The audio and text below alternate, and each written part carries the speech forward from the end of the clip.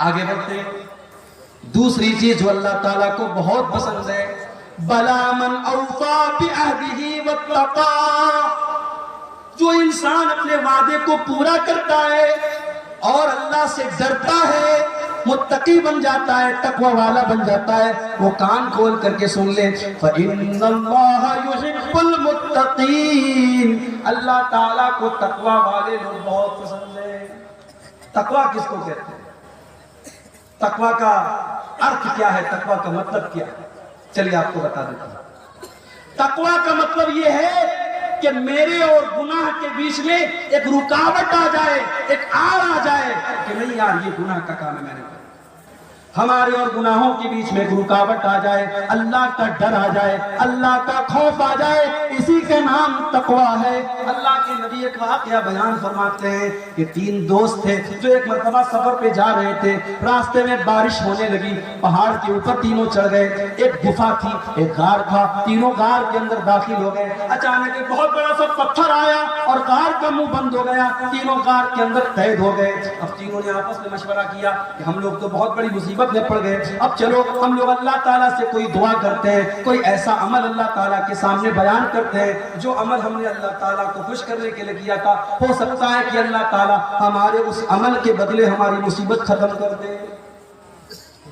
پتہ یہ چلا زندگی میں کچھ نیکیاں ایسی کر کے رکھو کہ جو صرف آپ کو پتا ہو اور اللہ کو پتا ہو. مصیبت پڑنے پر اور آزمائش آنے پر اللہ سے کہہ سکو کہ اے اللہ وہ نیکی میں نے صرف تیرے لیے کی تھی، اللہ کسی کو نہیں بتایا تھا، کوئی نہیں جانتا تھا. اس نیکی کا حوالہ آپ دے سکتے.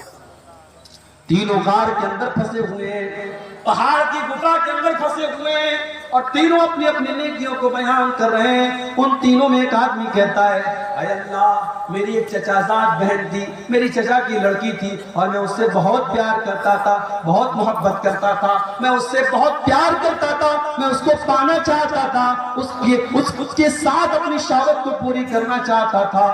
مجھے موقع نہیں مل رہا تھا. ایک مرتبہ ایسا ہوا کہ گاؤں میں سوکھا پڑ گیا، قحط سالی پڑ گئی، لوگ اناج کے دانے دانے کو ترسنے لگے. وہ چچا زاد بہن، وہ چچا کی لڑکی میرے پاس آتی ہے اور مجھ سے مدد مانگتی ہے. میں کہتا ہوں میں تجھ کو 100 درہم دوں گا یا 100 دینار دوں گا. درہم کا بھی لفظ حدیث میں آتا ہے، دینار کا بھی لفظ حدیث میں آتا ہے. میں نے کہا میں تجھ کو 100 دینار دوں گا، شرط یہ ہے تجھے میرے ساتھ غلط کام کرنا پڑے گا، میری برسوں کی آرزو پوری کرنی پڑے گی، میری ہوس کو بجھانا پڑے گا. اے اللہ وہ مجبور اور بےکس لڑکی حالات سے مجبور ہو کر کے میرے ساتھ اس غلط کام کے لیے تیار ہو جاتی ہے. اور جب وہ ٹائم آتا ہے، جب وہ وقت آتا ہے جب میں اس کے ساتھ بدکاری کرنے والا تھا، غلط کام کرنے والا تھا، زناکاری کرنے والا تھا، عین موقع پر اس لڑکی کی زبان سے ایک لفظ نکلتا ہے، وہ کہتی ہے اتق اللہ، اتق اللہ، اے فلاں بن فلاں، اے میرے چچا کے بیٹے اللہ سے ڈر.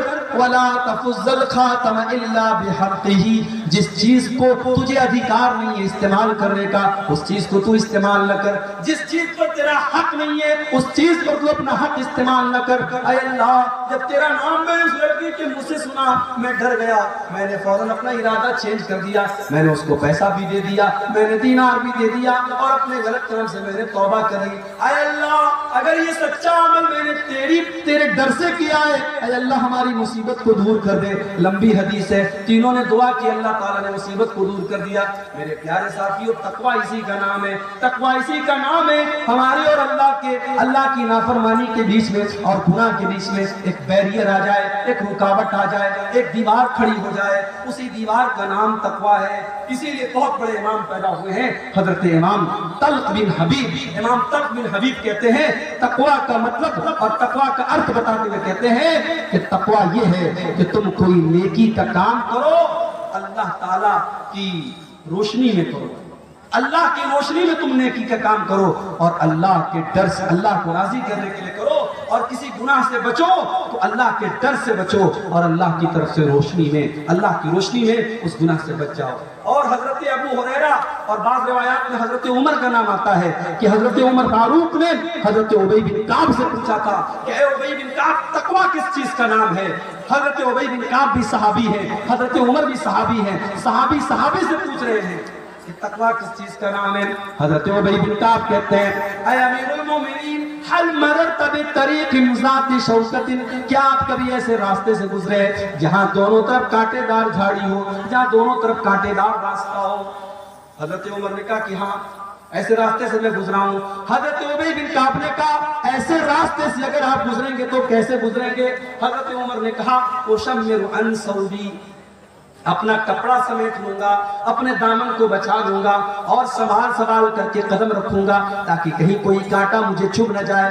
کہا اے امیر المومنین یہی تو تقویٰ ہے، یہی تو اللہ کا ڈر ہے۔ چاروں طرف شیطان کے بچھے ہوئے کانٹے، خواہشات کے کانٹے، اچھاؤں کے کانٹے، شیطان نے چاروں طرف کانٹے بچھا دیے اور ان کانٹوں سے اللہ کے دین پر بچتے ہوئے چلتے چلے جانا، اسی کا نام تقویٰ ہے۔ میرے پیارے ساتھیوں، دین کے اوپر چلنا آج کے دور میں آسان کام تو نہیں ہے۔ آپ دین پر چلیں گے، دنیا آپ کا مذاق بھی اڑائے گی، آپ کے ماں باپ بھی آپ کے خلاف ہو جائیں گی، آپ کی بیوی بھی آپ کو تانا مارے گی، آپ کے سماج میں بھی آپ کو لوگ بہت برا بھلا کہیں گے، مگر آپ کو تقویٰ کے راستے پر چلتے چلے جانا ہے۔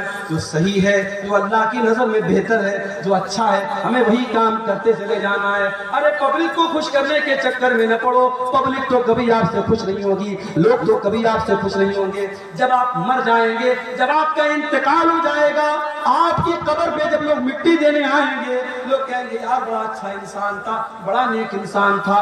لوگ آپ کی تعریف آپ کی زندگی میں بہت مشکل سے کریں گے۔ میرے پیارے ساتھیوں، لوگوں کو خوش کرنے کے چکر میں نہ پڑنا، اللہ کو خوش کرنے کے چکر میں پڑنا۔ اسی لیے ایک مرتبہ حضرت معاویہ رضی اللہ تعالیٰ عنہ نے حضرت عائشہ کو خط لکھا اور کہا کہ اے اماں عائشہ مجھے کوئی مختصر سی نصیحت کر دیجئے جو میرے کام آئے۔ تو حضرت عائشہ نے اللہ کے پیارے نبی کی حدیث لکھ کر کے بھیج دی۔ کہا اے امیر معاویہ میں نے اللہ کے پیارے نبی کو یہ فرماتے ہوئے سنا ہے من التمس رضا اللہ فی سخط الناس، جو انسان اللہ تعالیٰ کو راضی کرتا ہے، لوگوں کو ناراض کر کے اللہ کو راضی کر لیتا ہے، اللہ کو خوش کر لیتا ہے، ایسے انسان کے لیے اللہ تعالیٰ کافی ہو جاتا ہے، اللہ اس کی مدد کرتا ہے۔ وَمَنِ الْتَمَسَ سَخَطَ اللَّهِ بِرِضَى النَّاسِ، اور جو اللہ کو ناراض کر کے لوگوں کو خوش کرنے کے چکر میں پڑ جاتا ہے، اللہ ایسے بندے سے روٹھ جاتا ہے اور اللہ اس کو لوگوں کے حوالے کر دیتا ہے۔ تو تقویٰ یہ ہے میرے پیارے سے، لوگوں کی پرواہ مت کرو، اللہ کی پرواہ کرو، اللہ کا ڈر ہمارے دل میں پیدا ہو جائے، اسی کا نام تقویٰ ہے، اور اللہ کو متقی لوگ بہت پسند ہے۔ اور آگے بڑھیے، اللہ تعالیٰ کو ایسے لوگ بھی بہت پسند ہیں جو توبہ کر لیتے ہیں، جو گناہ کرنے کے بعد، غلطی کرنے کے بعد ان کے دل میں یہ احساس پیدا ہوتا ہے کہ میں نے غلط کام کیا ہے۔ آپ گاڑی چلا رہے ہیں، لابھا اسٹیشن آپ کو جانا ہے، غلطی سے آپ نے مالدہ والا شمسی والا راستہ پکڑ دیا، راستے میں احساس ہوا کہ یار میں نے غلط ٹریک پکڑ لیا، آپ نے گاڑی کو گھما دیا، یو ٹرن لے لیا۔ عربی میں یو ٹرن لینے کو توبہ کہا جاتا ہے۔ اللہ کے دین سے آپ ہٹ گئے، کوئی گناہ کا کام آپ نے کیا، اچانک آپ کو احساس ہوا کہ میں نے غلط کیا، جہاں آپ کو احساس ہوا آپ نے اپنا راستہ فوراً چینج کر لیا، آپ نے گناہ کو چھوڑ دیا، اسی کا نام توبہ ہے۔ اور اللہ قرآن میں کہتا ہے ان اللہ یحب التوابین، وہ لوگوں اللہ تعالیٰ توبہ کرنے والوں سے محبت کرتا ہے۔ ایک بات بولوں، ہم انسان ہیں، ہم فرشتے نہیں ہیں۔ کوئی جتنا بھی نیک انسان اور متقی انسان ہے، اگر وہ یہ کہتا ہے کہ میں نے کبھی گناہ نہیں کیا، جھوٹ بول رہا ہے۔ ہر انسان کے دامن پہ دو چار دھبے موجود ہیں میرے بھائی، یہ الگ بات ہے کسی کے دامن کے دھبے نظر آ رہے ہیں اور کسی کے دامن کے دھبوں پر اللہ تعالیٰ نے پردہ ڈال کے رکھا ہے، لیکن ہر انسان گنہگار ہے۔ گناہ کا ہونا یہ بڑی بات نہیں ہے، گناہ کا ہو جانا یہ کوئی بہت بڑی بات نہیں ہے۔ گناہ کے ہونے کے بعد دل میں اگر یہ فیلنگ آ رہی ہے، یہ احساس ہو رہا ہے کہ ہم نے غلط کام کیا ہے اور آدمی توبہ کر لیتا ہے، تو ایسے لوگوں اللہ تعالیٰ کیا کامیاب ہو جائیں گے۔ اللہ نے فرمایا والذین اذا فعلوا فاحشۃ او ظلموا انفسهم ذکروا اللہ میرے نیک بندے وہ ہیں، میرے جنتی بندے وہ ہیں جب ان سے کوئی غلط کام ہو جاتا ہے، کوئی گناہ کا کام ہو جاتا ہے، جب وہ اپنی جان کے اوپر ظلم کر لیتے ہیں، ذکر اللہ، وہ اللہ تعالیٰ کو یاد کرتے ہیں، فاستغفروا لذنوبہم، اور اپنے گناہ کی معافی مانگتے ہیں، اللہ سے اپنے گناہ سے توبہ کرتے ہیں، استغفار کرتے ہیں، وَمَن يَغْفِرُ الذُّنُوبَ إِلَّا اللَّهُ، اور اگر اللہ تعالیٰ معاف نہیں کرے گا تو کون کرے گا؟ اگر اللہ نہیں کرے گا تو کون کرے گا؟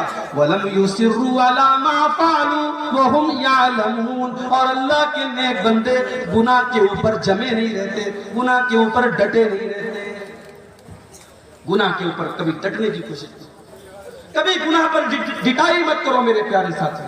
اگر گناہ ہو گیا، غلطی ہو گئی، اللہ کی نافرمانی ہو گئی تو ابلیس والا طریقہ مت کرو۔ ابلیس کا طریقہ کیا تھا؟ ابلیس نے غلط کام بھی کیا، اور جب اللہ تعالیٰ نے کہا کہ تو نے سجدہ کیوں نہیں کیا آدم کو، تو ابلیس نے ڈھٹائی سے کام کیا۔ ابلیس نے کہا میں کیوں سجدہ کروں، میں بہتر ہوں آدم سے، تو نے آدم کو مٹی سے بنایا، مجھے آگ سے بنایا، میں کیوں سجدہ کروں آدم کو۔ ابلیس نے گناہ بھی کیا، اور گناہ کرنے کے بعد اپنے گناہ کی دلیل بھی دینے لگا، اور گناہ کے اوپر ڈٹ گیا۔ ابلیس کا طریقہ مت اپنائیے، آدم کا طریقہ اپنائیے۔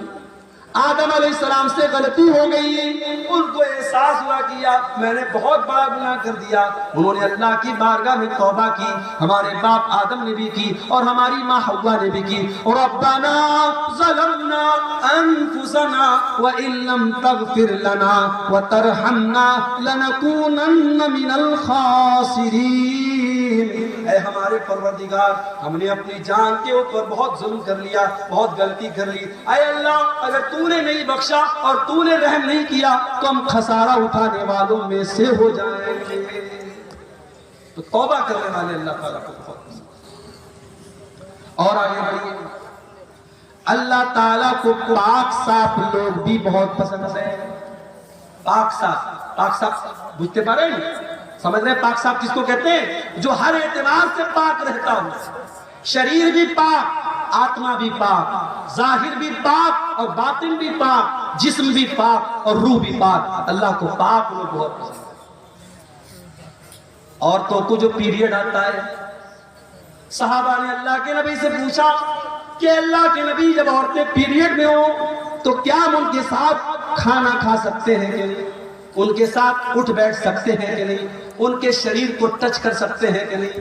اللہ نے قرآن کی آیت نازل کر دی، وَيَسْأَلُونَكَ عَنِ الْمَحِيضِ، اے نبی لوگ آپ سے سوال کرتے ہیں عورتوں کے پیریڈ کے بارے میں، قُلْ هُوَ عَذَابٌ، آپ بتا دیجئے کہ وہ عورتوں کے لیے تکلیف کا ٹائم ہوتا ہے، وہ عورتوں کے لیے تکلیف کا ٹائم ہوتا ہے، فَاعْتَزِلُوا النِّسَاءَ فِي الْمَحِيضِ، جب پیریڈ کا ٹائم آ جائے تو عورتوں سے دور رہنا۔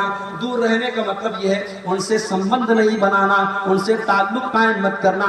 فَإِذَا تَطَهَّرْنَا، جب ان کا پیریڈ ختم ہو جائے، وہ پاک ہو جائیں، وہ غسل کر لیں، فَاتُوهُنَّ مِنْ حَيْثُ أَمَرَكُمُ اللَّهُ، تو اے مسلمانوں اب تم اپنی بیوی سے ملاقات کر سکتے ہو اس طریقے سے جس طریقے سے اللہ تعالیٰ نے تم کو حکم دیا ہے۔ اس کے بعد فرمایا کہ ان اللہ یحب التوابین ویحب المتطہرین، اللہ تعالیٰ کو توبہ کرنے والے لوگ پسند ہیں اور اللہ تعالیٰ کو پاک صاف لوگ پسند ہیں۔ پاک صاف لوگ پسند ہیں۔ غیر مسلم کو دیکھو، کھڑا ہو کے پیشاب کرتا ہے، پیٹ کی زپ کھولا، پیشاب کیا، پیٹ کی زپ بند، کام ختم۔ پیشاب کہاں پڑا؟ شریر پہ پڑا، ہاتھ میں پڑا، پیر پہ پڑا، کپڑے پہ پڑا، کوئی مطلب نہیں۔ مسلمان کہیں بھی چلا جائے وہ یا تو پانی تلاش کرے گا، پانی نہیں ہے کنکر پتھر تلاش کرے گا، بغیر استنجا کیے، بغیر پاکی اور صفائی کیے وہ پیشاب نہیں کرے گا۔ اور یہی فرق ہے ہمارے اور دوسروں کے بیچ میں۔ ہمارے نبی نے ہمیں پیشاب اور پاخانہ کرنے کے آداب بھی بتائے ہیں، استنجا کرنے کے آداب بھی بتائے ہیں، کیسے استنجا کرنا ہے اور کیسے نہیں کرنا ہے۔ صفائی ستھرائی ہمارے دین کی۔ جمعہ کے دن تو غسل کرنا واجب ہے، ضروری ہے، کمپلسری ہے۔ اکثر علماء کہتے ہیں حدیث کے جو الفاظ ہیں کہ جمعہ کے دن غسل کرنا واجب ہے، اس لیے بلا کسی مجبوری کے اور بلا کسی بیماری کے جمعہ کے دن گنجائش نہیں ہے، جمعہ کے دن تو ہر حال میں آپ کو غسل کرنا۔ नापाक हो गए आप, बीवी से मुलाकात आपने कर ली, अब शरीयत कह रही है आप कुरान नहीं छू सकते, आप नमाज नहीं पढ़ सकते, पहले जाकर के गुस्ल कीजिए, पाकी हासिल कीजिए, उसके बाद आप नमाज। मेरे प्यारे साथियों, हमारे दीन से ज्यादा पाकी सफाई आपको कहां मिलेगी? हमारे दीन में सबसे अहम इबादत नमाज है और नमाज के लिए पाकी का होना जरूरी है। अगर पानी के जरिए पाकी हो रही है बहुत अच्छी बात है, अगर पानी अवेलेबल नहीं है, अगर पानी नहीं मिल रहा है, अल्लाह ताला कुरान में कहता है फतयम्ममू सईदन तय्यबा, अगर पानी नहीं मिल रहा है या तुम बीमार हो गए हो और पानी का इस्तेमाल करने से और ज्यादा बीमार होने का डर है तो तुम तयम्मुम कर लिया करो, पाक मिट्टी के जरिए पाकी हासिल कर लिया करो। तो इस्लाम के अंदर पाकी की बड़ी अहमियत। कपड़ा भी पाक होना चाहिए, नमाज आप पढ़ रहे हैं वो जगह भी पाक होनी चाहिए, और सबसे बढ़कर जिस्म को जितना भी पाक कर लिया, अगर अंदर से इंसान गंदा है, मुशरिक है और अंदर से नजिस और नापाक है तो जितना भी साबुन से और शैम्पू से नहा ले कोई मतलब नहीं। इसीलिए कुरान कहता है इन्नमल मुशरिकून नजसुन, मुशरिक लोग नापाक हैं, फला यक़रबुल मस्जिदल हराम, जो मुशरिक है वो हमारी मस्जिद के करीब ना आए, वो खाने काबा के करीब ना आए। अरे अल्लाह, वो तो साबुन से नहाता है, वो तो शैम्पू से नहाता है, अल्लाह ने फरमाया उसका शरीर तो पाक है, उसका जिस्म तो पाक है, मगर जो अल्लाह के अलावा किसी गैर के दर पे जाके सर झुका रहा है उसका शरीर तो पाक है लेकिन उसकी रूह नापाक है, वो अंदर से नापाक है। ऐसा आदमी मेरे खाने काबा के करीब ना आए। तो अपने अकीदे को भी पाक